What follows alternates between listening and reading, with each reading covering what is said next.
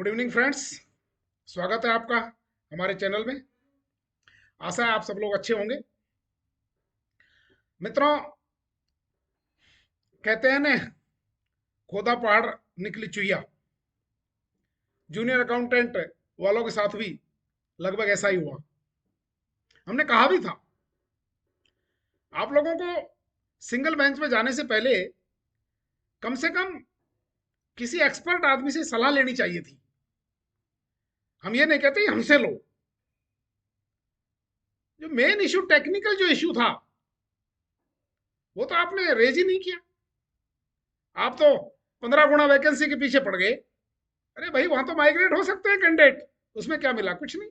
Main issue आपका ये था कि एडमिट कार्ड जो जारी किए हैं वो उन कैंडिडेट को भी कर दिए हैं जो एडवर्टाइजमेंट की कंडीशन को फुलफिल करते ही नहीं है। That is the main technical defect, जहां ऑनरेबल कोर्ट्स जो है इंटरफेरेंस करते हैं। जो कैंडिडेट 21 साल से कम आयु के हैं, how they can be allowed to appear in the examination? It was a scam, it was a fraud. आपको ये इशू जो है उठाना चाहिए था।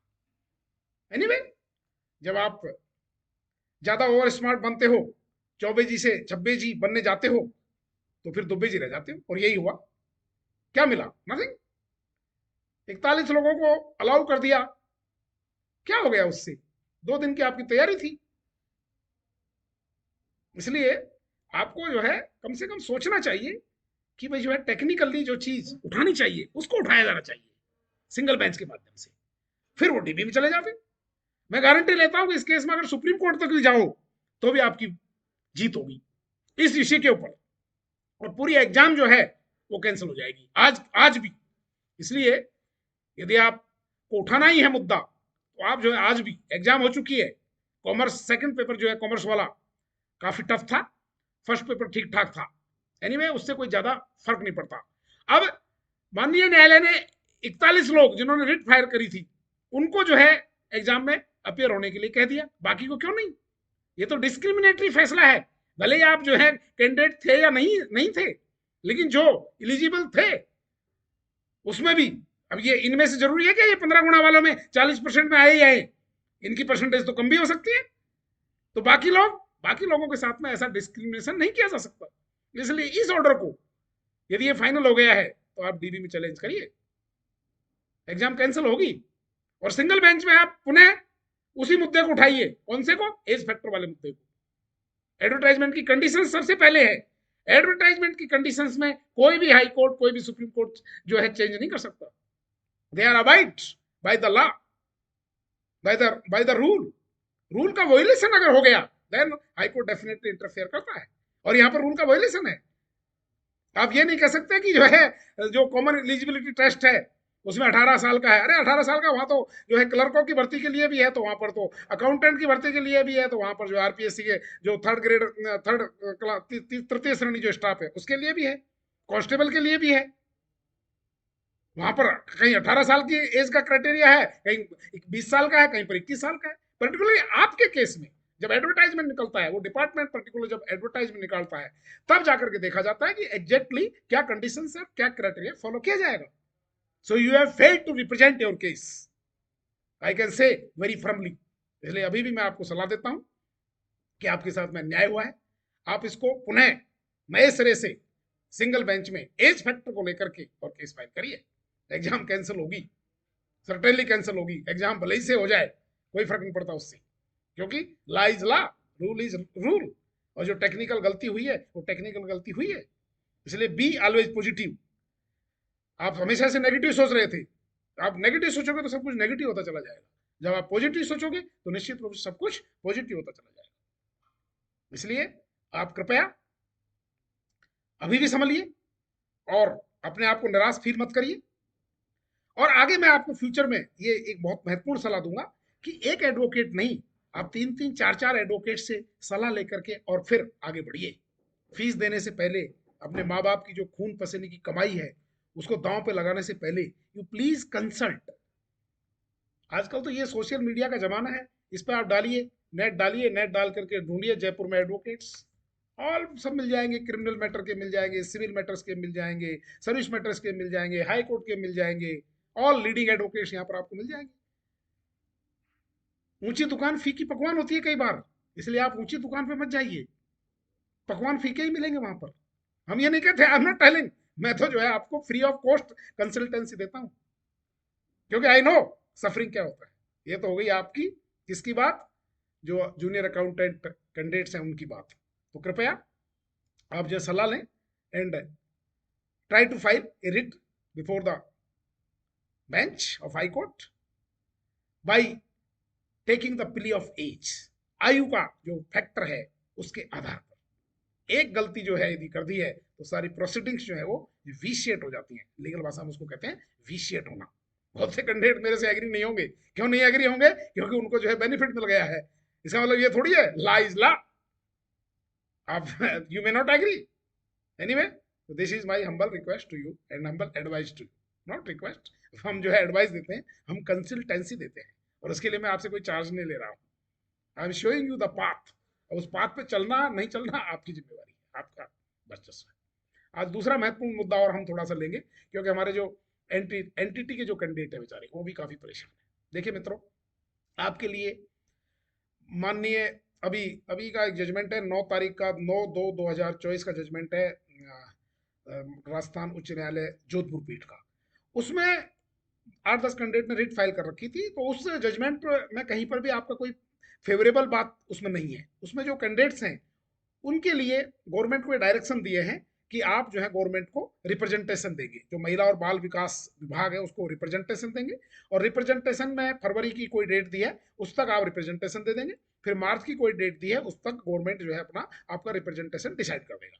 ये गवर्नमेंट के ऊपर छोड़ा हुआ है कि इनके आप डॉक्यूमेंट का वेरिफिकेशन करें, इनकी मार्कशीट देखें, इनकी डिग्री देखें, एनसीटी से मान्यता प्राप्त है या नहीं है, एडवर्टाइजमेंट की कंडीशंस को ये फुलफिल कर रहे हैं या नहीं कर रहे हैं, सब कुछ गवर्नमेंट पे छोड़ दिया है। उसमें कहीं पर भी ये डायरेक्शन नहीं दिए हैं कि ना तो कोई पीपीटीसी को दिया है, ना कोई ईसीसी को दिया है, ना कोई डीपीएससी को दिया है। उसमें तो एक कॉमन बात कही गई है कि भाई आप रिप्रेजेंटेशन दें, गवर्नमेंट उसको देखेगी, और यदि एलिजिबल कैंडिडेट पाए जाते हैं तो government will take the decision. ऐसा नहीं है कि आप इनको नौकरी दे दो, इसको लेकर के आपको ज्यादा परेशान होने की और ज्यादा हवा में उड़ने की कोई आवश्यकता नहीं है, वो कोई आपके फेवर का जजमेंट नहीं है। क्लियर, अभी का रिसेंट जजमेंट है। दूसरा जो सिंगल बेंच का जजमेंट था पिछले साल वाला, उसमें आपको नियुक्ति का आदेश दिए गए थे। उसमें कहीं पर भी ये नहीं लिखा है कि आप पीपीटीसी को दोगे या आप डीपीएससी को देंगे या ईसीसी को देंगे। हमारा वहां पर आर्गुमेंट माननीय हाईकोर्ट में यही था कि ये सब जो है डीपीएससी है, एनटीटी है, ये चाहे आपका पीपीटीसी है चाहे ईसीसी है, सब जो है केवल प्री प्राइमरी टीचर्स के लिए ही ये कोर्स जो है इन्होंने डिग्री ली है, इस कोर्स के माध्यम से इन्होंने डिप्लोमा लिया है 2 ईयर्स का। और एडवर्टाइजमेंट की कंडीशन भी यही है उसमें कि मान्यता प्राप्त संस्था, जो भी मान्यता प्राप्त संस्था यहाँ पर क्या है, एनसीटीई, राष्ट्रीय अध्यापक शिक्षा परिषद, जो दिल्ली में है उसका हेडक्वार्टर, जगह जगह उसके बाकी सब डिविजन है। उससे जिन संस्थाओं ने रिकॉग्नाइजेशन ले रखा है और जिन्होंने 2 वर्षीय पाठ्यक्रम दिया है, यदि वो हैं तो नॉमिनी कल्चर का अंतर है, और उसके आधार पर कॉमन ऑर्डर निकाला गया है कि इनको आप नौकरी दीजिए और कॉन्सिक्वेंशियल बेनिफिट के साथ दीजिए। कॉन्सिक्वेंशियल बेनिफिट का मतलब होता है कि जब से पहले वालों को, जिन लोगों को आपने नियुक्ति दी है उसी डेट से इनको भी नियुक्ति दें। लेकिन सरकार उसमें डीबी में चलेगी। डीबी का मतलब होता है खंडपीठ, डिविजनल बेंच। सिंगल बेंच का मतलब होता है एकल पीठ, सिंगल बेंच। उसके फैसले को डीबी में चुनौती दे दी। किसने दे दी? गवर्नमेंट ने दे दी, उस लोगों को पार्टी बना करके उसमें। क्लियर। अब उसमें क्या हुआ है, सिंगल बेंच जो डीबी में जो सरकार गई है उसमें अभी 23/12/2019 का ऑर्डर है, आप नेट पर देख सकते हैं बड़े आराम से। उसमें क्लियर लिखा है कि आप जो है डीपीएससी, जिनके सर्टिफिकेट डीपीएससी के हैं, diploma pre primary school education, उस यदि वो लिखा हुआ है क्लियर, तो आप उनको नियुक्ति दे दें। पीपीटीसी के लिए ये कहा है उसमें कि पीपीटीसी को आप नियुक्ति नहीं देंगे और उनके लिए वैकेंसी रिजर्व रखोगे। कितनी पोस्ट है, क्योंकि सपोज करिए ये जीत के आ जाते हैं, पीपीटीसी को भी नियुक्ति दी जाती है, तो उतनी वैकेंसी इनके लिए रिजर्व रखी जाएगी। ये पीपीटीसी के लिए कहा है। ईसीसी के लिए उसमें एक शब्द भी नहीं है, यह हाईकोर्ट का है, हम इसमें कुछ नहीं कर सकते। हाईकोर्ट ने ऐसा कहा है। हमारा आर्ग्यूमेंट हाईकोर्ट में क्या क्या रहा था सिंगल बेंच में कि ये सब नाम का अंतर है, लेकिन हाईकोर्ट नहीं मान रहा अभी तक। अब फाइनली चूंकि डीबी का फैसला आना बाकी है, तो डीबी का जब फैसला आ जाएगा देन ओनली हम आपको कह सकते हैं कि हाईकोर्ट ने सिंगल बेंच में किन किन लोगों को नियुक्ति देने के आदेश दिए हैं। डीपीएससी है तो डीपीएससी, ईसीसी है तो ईसीसी, सभी है तो सभी, पीपीटीसी है तो PPTC. So you have to wait for the judgement of the divisional bench. अब मेरे कुछ कैंडिडेट्स हैं जिन्होंने सिंगल बेंच में अभी तक भी रिट फाइल कर रखी है, उस डीबी में जाने से पहले, डीबी में सरकार जाने के बाद में, सॉरी पहले नहीं बाद में, तो उनकी जो रिट है वो अभी तक पेंडिंग ही रहेंगी। यदि आप उनको लगवा दोगे, लगवा करके वो डिस्पोज ऑफ हो जाएंगी, खत्म कहानी, कोई मैटर नहीं रहेगा। इसलिए आपको तकलीफ में पड़ने की कोई आवश्यकता नहीं है। आप जो है, जो डीबी का फैसला मेरे पास में फाइल नहीं है, उसमें 796 जो एसबी स्पेशल जो अपील है उसका डीबी का नंबर है 796/2022। इसको आप हाईकोर्ट की साइट पर आप देख सकते हो। कुछ कैंडिडेट जो है उल्टे सीधे मैसेज करते रहते हैं, उल्टे सीधे ज्ञान देते रहते हैं कि आपने क्या किया क्या नहीं किया। अरे भैया हम सब कुछ करते हैं।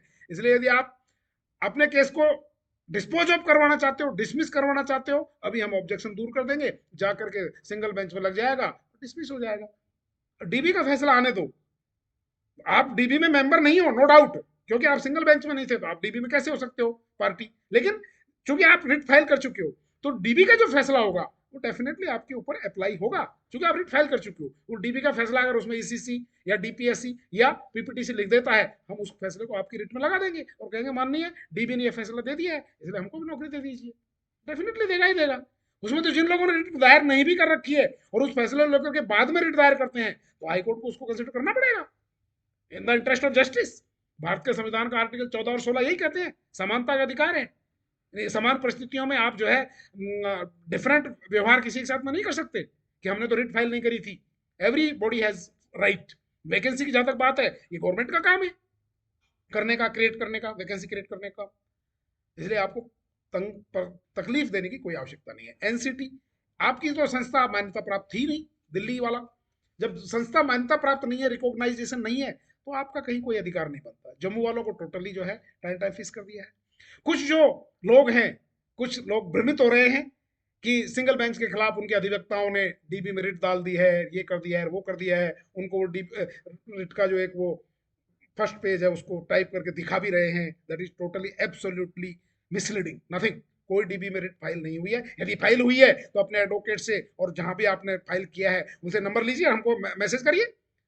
डीबी का तो स्पेशल नंबर होता है ना, स्पेशल अपील होती है, स्टेटस होती है, इसमें केस स्टेटस में जाइए, देखिए, उनसे पूछिए वकील साहब कृपया बताएं कि कौन सी रिट फाइल की है आपने, नंबर दीजिए उसका, केस स्टेटस बताइए। तो ये आप मिसलेड हो जाते हो। ऐसे मिसलेड जो तत्व होते हैं उनसे बचिए।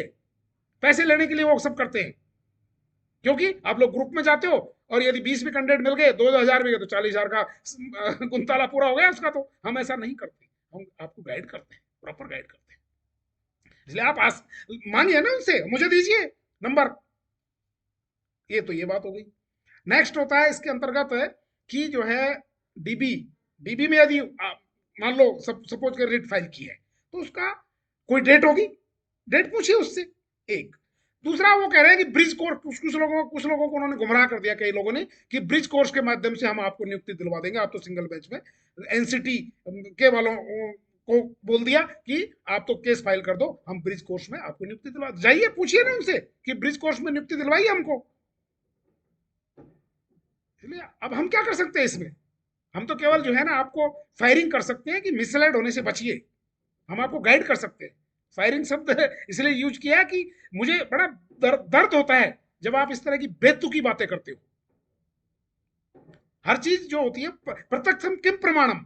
क्या आजकल नेट का जमाना नहीं है? हाई कोर्ट की साइट पर जाइए, केस स्टेटस पर जाइए, देखिए कहां है आपका। आपका जो वकील है उसका होता है एडवोकेट के नाम से, सारे केस देखिए उसके और उनको बोले साहब आपके नाम से कहां पर डीबी है जरा बताएं। बाई एडवोकेट सर्च करिए, इसमें केस स्टेटस में जाइए, राजस्थान हाईकोर्ट साइट पे जाइए सबसे पहले, फिर केस स्टेटस पूछेगा वो आपसे। केस स्टेटस में नीचे आएगा party wise, advocate wise, case number wise, आप उस एडवोकेट का नाम डाल दीजिए।